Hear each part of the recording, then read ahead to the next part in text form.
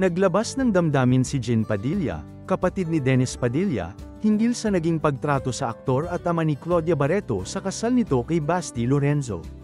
Ayon sa kanyang post, dumalo sila ng maaga sa simbahan, mula pa sa Bulacan. Ngayon lang po ako magsasalita, by 1 PM nasa church na po ako. Galing Bulacan, going to Alabang, si mama po namin, 5 AM gumising, excited, same kay Kuya Dennis Padilla, para sa kasal ng anak niya, pahayag ni Jean habang ibinabahagi ang kanilang karanasan sa araw ng seremonya. Ngunit laking gulat nila nang malaman na hindi pala bahagi ng wedding program si Dennis, hindi siya isinama sa aantras at walang espesipikong upuan na inilaan para sa kanya. Nagtanong kami kung saan uupo ang nanay namin, ang sabi kahit saan doon, at yung ama, doon na lang daw sa tumabi sa mga ninong, dagdag pa niya. Dahil dito, pinili nilang pumunta na lamang sa likuran ng simbahan, napaluha at napaiyak si kuya sa mga nangyari, pahayag ni Jean.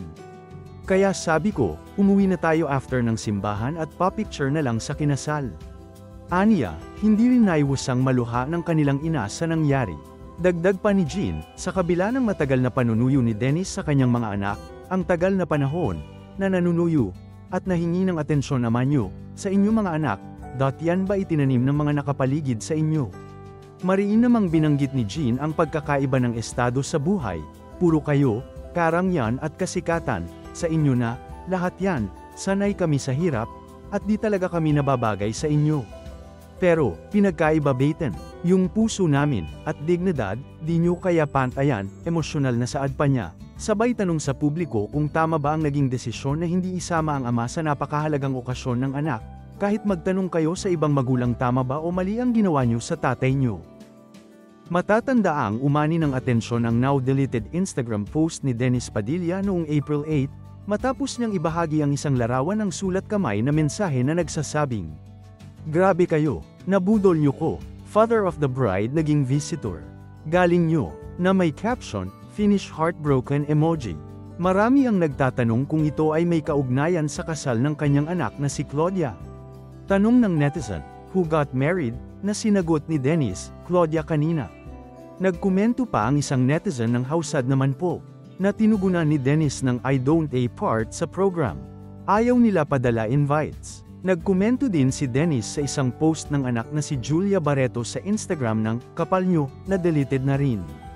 Kung maaalala, nitong mga nagdaang araw ay nagpost pa si Dennis ng reunion photo kasama sina Leon, Julia, Claudia at kanyang ina, na may text overlay pa na "Love you all," na hindi na rin makita sa kanyang Instagram account, pati na rin ang birthday greeting niya para sa anak na si Leon.